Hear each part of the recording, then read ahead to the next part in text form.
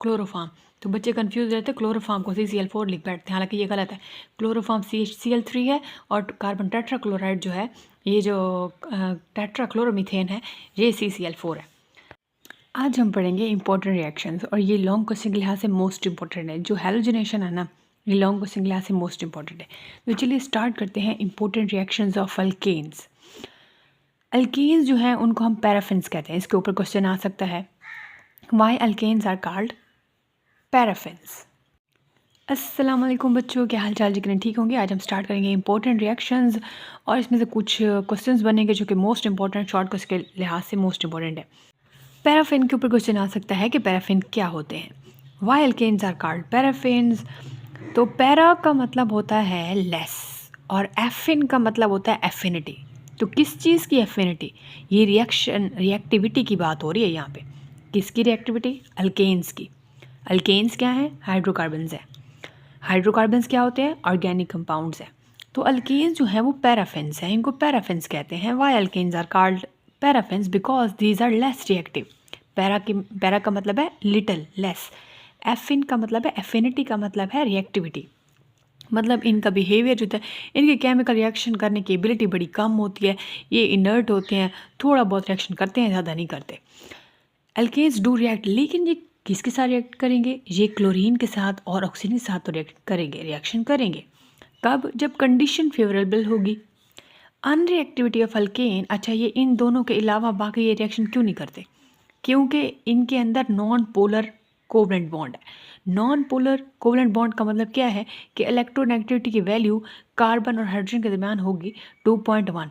Don't differ appreciably and the bonding electrons carbon carbon and carbon hydrogen are almost equally share. इसका मतलब ये है, ये ionic bond नहीं होते, ना कोवलेंट बॉन्ड होते, ये होते फिर क्या है? ये है non polar covalent bond. Non polar covalent bond का मतलब क्या है कि इलेक्ट्रॉन्स जो है वो बीच में ही शेयर रहता है, ठीक है।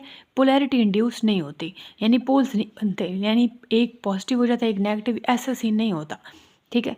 डोंट डिफर, यहाँ पे हो गया ये यहाँ से। This fact can make alkanes almost non polar. In view of this, reagent like acid, base, oxidizing agent find no reaction site in alkane molecule to which they could be attached। तो मतलब ये है कि इसके साथ जो है acid, base और ऑक्सीडाइजिंग एजेंट से रिएक्शन नहीं कर पाते और होता भी नहीं है। तो मतलब इस पैराग्राफ का मतलब क्या था? इस पैराग्राफ का मतलब ये है, अल्केन्स रिएक्शन नहीं करते। फिर ये रिएक्शन किसके साथ करते हैं?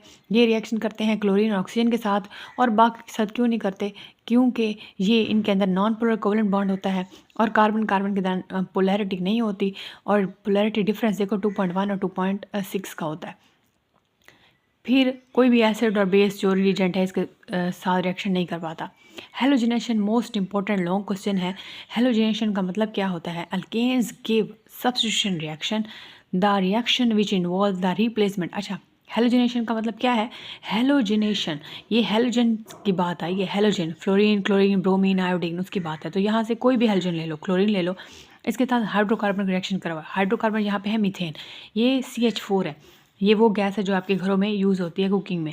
तो Cl2 जो है ये CH4 के साथ ऐड होगा, एक हाइड्रोजन रिमूव होता जाएगा, यानी एक हाइड्रोजन इसकी जगह पे आएगा, ये जो क्लोरीन है इसकी जगह जाएगा। ये फॉर एग्जांपल ये CH4 है ना, और साथ में Cl2 है।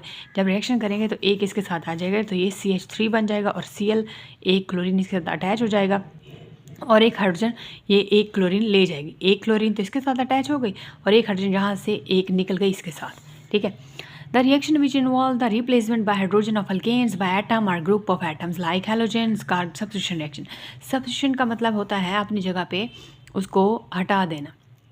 तो सब्स्टिट्यूशन रिएक्शन का मतलब है सब्स्टिट्यूट, उसकी जगह पे आ जाना। तो कौन इसकी जगह पे जाएगा? हेलोजन आ जाएगा, इसलिए इसको हेलोजनेशन या सब्स्टिट्यूशन रिएक्शन भी कहते हैं। क्वेश्चन आ सकता है, what are substitution reactions, what is halogen reaction, what is halogenation of alkane. तो ये आपका शॉर्ट क्वेश्चन भी आ सकता है, लॉन्ग भी आ सकता है, तो ये मोस्ट इंपॉर्टेंट लॉन्ग क्वेश्चन है। तो क्लोरीन जो है, हेलोजन जो है वो इसको रिप्लेस करेगा एक हाइड्रोजन को, और एक हाइड्रोजन क्लोरीन के साथ यहाँ पे निकल जाएगी, तो ये क्लोरोमीथेन बन जाएगा।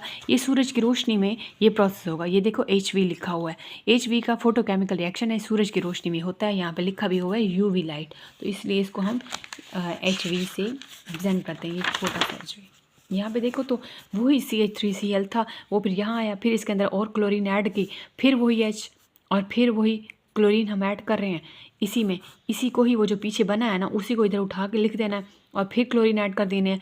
फिर ये क्लोरीन इसके साथ ऐड हो जाएगा, एक हाइड्रोजन यहाँ पे निकल जाएगा। अब ये जो CH3 है, अब एक हाइड्रोजन निकल जाने से ये CH2 बन गया और Cl2 बन गया। एक क्लोरीन इसके साथ ऐड आ गई, अब ये क्लोरीन Cl नहीं रह गया, ये Cl2 बन गया। अब इसके साथ एक हाइड्रोजन इससे निकल गई, मतलब यहाँ पे 2 क्लोरीन थे ना, एक क्लोरीन तो इधर आकर अटैच हो गए तो ये Cl2 बन गया और एक क्लोरीन यहाँ से निकल गई, इसके साथ एक क्लोरीन इसको ले गई, हाइड्रोजन को ले गई तो HCl अलग निकल गया। मतलब HCl निकालते जाएंगे और इसमें से यहाँ से हाइड्रोजन निकालते जाएंगे। अब ये जो पिछले वाला एक बना था उसमें से फिर एक हाइड्रोजन निकला है तो CH2Cl2 बना है, ये डाइक्लोरोमीथेन है। डाइक्लोरो का मतलब होता है ये Cl2 और डाइक्लोरोमीथेन CH2, डाइक्लोरोमीथेन। अच्छा, डाइक्लोरोमीथेन को फिर क्लोरीन ऐड करेंगे, फिर वही हाइड्रोजन निकल जाएगा, CHCl3 ट्राइक्लोरोमीथेन बन जाएगा। फिर ये ट्राइक्लोरोमीथेन से फिर क्लोरीन ऐड करेंगे, फिर ये CCl4, मतलब जब तक हाइड्रोजन नहीं निकलते ना तब तक हमने क्लोरीन ऐड करते रहना है। अच्छा, यहाँ पे स्ट्रक्चर फार्मूला है of the products are shown below, और ये मोस्ट इंपॉर्टेंट है, इसमें से फार्मूला भी पूछ सकते हैं। टेट्राक्लोरोमीथेन CCl4, इसका फार्मूला बताओ। क्लोरोफार्म का formula, what is the formula of chloroform. तो बच्चे कंफ्यूज रहते हैं, क्लोरोफार्म को CCl4 लिख बैठते हैं, हालांकि ये गलत है। क्लोरोफार्म CHCl3 है और कार्बन टेट्राक्लोराइड जो है, ये जो टेट्राक्लोरोमीथेन है, ये CCl4 है। स्ट्रक्चर फार्मूला देखें तो प्रोडक्ट्स का वो क्या है, CH3Cl, इसका स्ट्रक्चर फार्मूला CH3 एक कार्बन है, C और H3 ये हाइड्रोजन, इसके साथ 3 H लगे हुए हैं और साथ में Cl है, CH3Cl, CH3। अच्छा, यहाँ पे इसको ये देखो Cl और CH2Cl का फार्मूला देखो तो ये यहाँ पे 1 2, ये 2 CH2 है और ये Cl है। CH3Cl का यहाँ पे CH है और बाकी 3 Cl एक साइड पे, बिल्कुल जैसे हाइड्रोजन लगे हुए थे। CCl4 का देखें तो ये सारा CCl4 का फार्मूला है। कंबशन का मतलब ये होता है कि ऑक्सीजन के प्रेजेंस में कोई गैस जल रही है, बर्न हो रही है। तो कोई भी गैस जब तक ऑक्सीजन नहीं होती तब तक बर्न नहीं होती। तो यहाँ पे देखो तो अल्केन्स बर्न होते हैं ऑक्सीजन के प्रेजेंस में और कंबशन रिएक्शन होता है। ये मीथेन है, ये सिलेंडरों के अंदर आपके घरों में जो गैस यूज़ होती है, ऑक्सीजन के साथ रिएक्शन करके CO2 हीट रिलीज हो रही है और वाटर वेपर्स निकल रहे होते हैं। ठीक है, तो CO2 H2O 2H2O और हीट निकल रही होती है। CH4 यहाँ पे देखें तो ये यहाँ पे 4 हाइड्रोजन है, यहाँ पे 2O2 है, यहाँ पे 2H2O, यहाँ पे 4 हाइड्रोजन पूरे हो गए और यहाँ पे 2O2 2 4 यहाँ पे 4 आपके क्या पूरे हो गए, 4 आपके ऑक्सीजन पूरे हो गए। फिर CH3 के साथ जब रिएक्शन करेंगे 7 ऑक्सीजन तो ये CO2 बनेगा, H2 और हीट रिलीज होगी। तो ये मोस्ट इंपॉर्टेंट है, आपको एक बार एक पढ़ लेना आपने। तो ये कह रहे हैं कि मिक्सचर ऑफ नेचुरल गैस यानी मीथेन और हवा की मौजूदगी में एक्सप्लोजन धमाका भी हो सकता है अगर इग्निटेड हम इसको करें तो। This is main cause of explosion at home. इस वजह से जो है सिलेंडरों के धमाके होते हैं घरों के अंदर। जब गैस लीक हो रही तो जैसे ही आप आग जलाते हो, थोड़ी सी हवा मौजूद होती है तो ये फ़ौरन धमाका हो जाता है। इसलिए कहते हैं गैस लीक कहीं पे हो रही हो तो दरवाजे पहले खोल देने चाहिए, आग नहीं जलानी चाहिए। ये मोस्ट इंपॉर्टेंट है। यहाँ तक कोई मसला ज़रूर पूछिएगा। चैनल को सब्सक्राइब कर देंगे, कोई न्यू चैनल है और कोई फीडबैक देना चाहे तो दे सकते हैं। Thank you so much. अल्लाह हाफिज़।